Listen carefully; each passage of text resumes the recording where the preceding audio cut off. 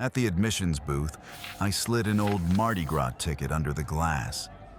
The teenager went pale and looked past me, higher, like he was checking the dark above my head. He shoved it back. "Enjoy your night." He didn't punch it.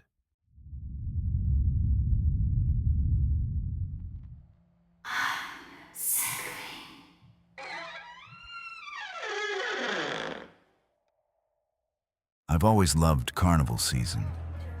The way the whole town seems to exhale at once, like we've been holding our breath all year just to spend it on music and sugar and light. Even now, decades later, I can stand on a crowded street with plastic beads tapping on my wrist and feel something inside my chest loosen when the first drum line turns the corner. I was 12, maybe 13, when our little river town did it up the best it could. A Mardi Gras parade route stitched together with police tape, a borrowed stage for a brass band, and a traveling midway that set itself down on the rough lot by the levee as it had always belonged there. For a week, the air smelled like frying oil and damp confetti. Every night, the Ferris wheel turned slow enough you could count the bolts as they rose into the fog. The library was where my mom left me after school until she got off work.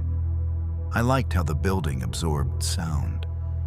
That day, I moved into the local history section. Shelves no one touched unless a teacher assigned it. I pulled down a book because it had a faded photograph of our main street on the cover. And when I opened it, something thin slid out and floated to the carpet. It was a ticket. Not the shiny kind they handed out at the gate now, but a stiff strip of paper, once purple and gold. The colors washed out like a bruise. There was a fleur-de-lis printed in the corner, and the words Mardi Gras Midway stamped across the top. The date sat under it, 9 years back. Yet the little line beneath it said, valid, 2 days. 2 days. My stomach did that jump. It always did when you found something that felt like it was waiting for you. I slipped the ticket into my pocket like it was a secret. The next afternoon, the midway came as it always did. Trucks rolling in, men in old shirts dropping panels into place, lights blooming while dusk came down. My mom gave me $20 and told me to stay where the lights were. I promised I would. At the entrance, a booth had been set up with a little window and a bored teenager behind it. Above him, a sign said, admissions, and a strand of bulbs twinkled out of sync. When it was my turn, I slid the old ticket under the glass. His face changed so quickly, it was like a mask dropped. He didn't laugh, or squint at the date, or call his friend over. His eyes went wide, then sharper, and the color drained from his cheeks. He looked past me, higher, like he was checking the dark above my head. Then he pushed the ticket back through the slot like it was hot. "Enjoy your night," he said, too fast, too bright, and he never once lifted the punch. I should have asked him to mark it, but the way he stared at the paper made my skin feel too tight. I stuffed it in my pocket and walked in, pretending I didn't notice him watching me go. The midway was everything I loved. Neon reflected in puddles, sugar powder on my fingers, the generators humming under the music. I played a game where you threw rings over bottles and missed every time, and the guy running it didn't tease me. He just watched. I noticed it again at the dart booth, at the ride that spun you so hard your stomach forgot where it belonged. Faces turning as I passed, not with casual curiosity, but with quick, clipped recognition. After a while, I got brave enough to ask. I found an older man running a ring toss game located between the funhouse and the prize tent. He had a rugged face and a knit cap pulled low, despite the warm night.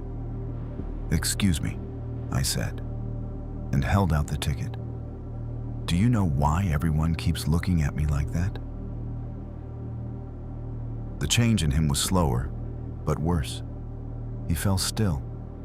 His eyes shifted to the paper and stayed there too long. His jaw tensed, and I saw his throat move when he swallowed. "Where'd you get that?" he asked. "In a book at the library. It fell out." He looked around the midway, alert in a way that made me feel smaller. "You need to listen," he said, leaning close enough that his voice could hide under the music. "That ain't a souvenir." "It's just a ticket," I said, because I was 12, and 12-year-olds believe the world is made of simple things. "Long time ago," he said, "there was a kid who worked this lot, not much older than you. One Mardi Gras, he didn't go home.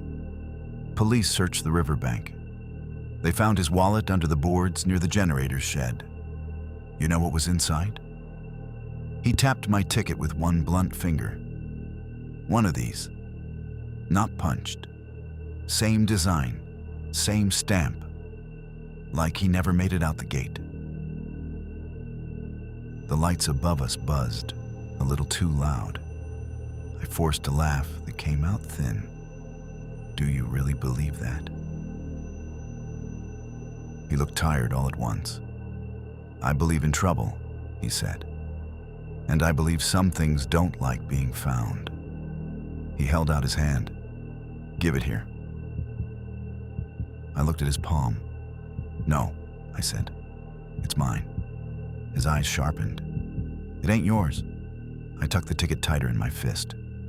"You're just trying to steal it," I said, because my brain didn't know what else to do with what my skin already knew. "Kid," he whispered, "I'm trying to keep you from being noticed." He reached for it, not gently. His fingers rubbed mine, and the contact was like touching a cold railing in winter. I jerked back so hard, I nearly knocked over a stack of rings. His hand stayed outstretched, trembling now, and his eyes darted over my shoulder as if he'd seen movement in the crowd that no one else had. "Don't," he hissed. "Don't take it past the lights."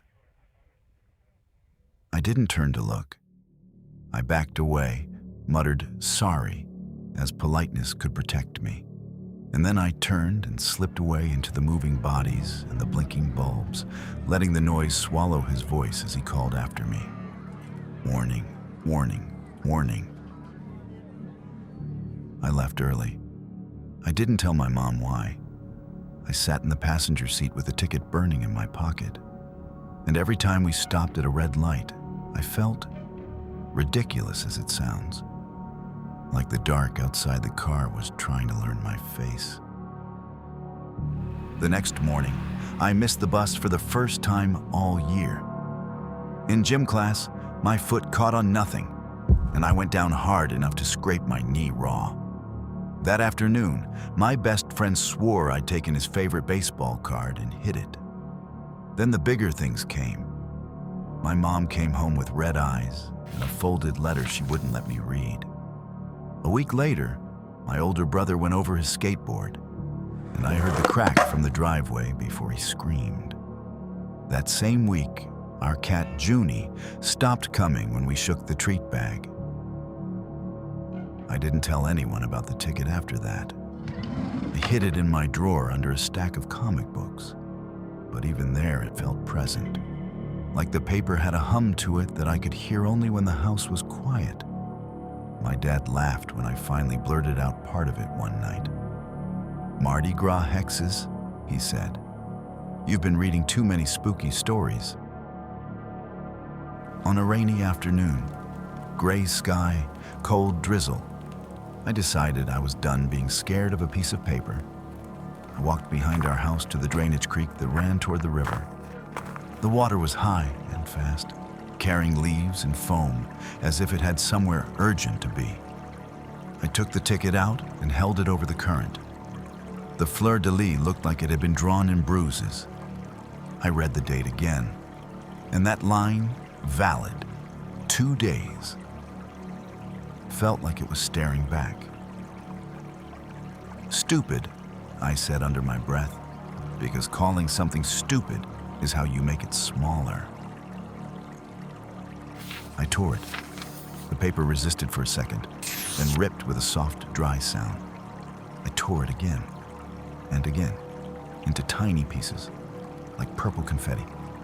I watched them tumble into the creek and spin away, caught in eddies, then released, carried under the low bridge and out of sight. I stayed there in the rain, waiting to feel something. Relief, triumph, anything. All I felt was cold. After that, things eased. My friend found his missing card in the couch cushions and apologized so hard his face went red. I didn't miss the bus again.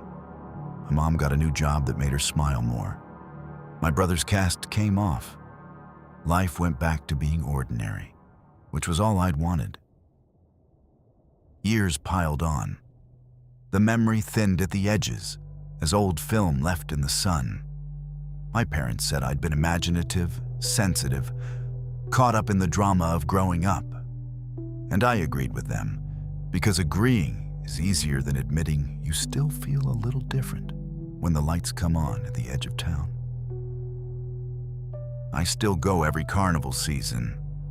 I still let the beads hit my chest when someone throws them from a passing float.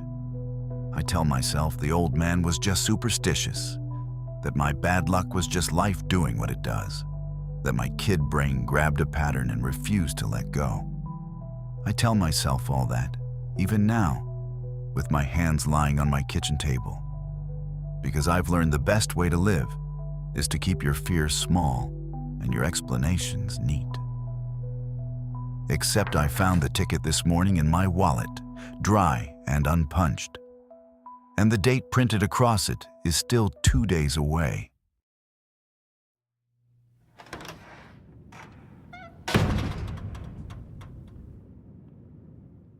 Like, Shh.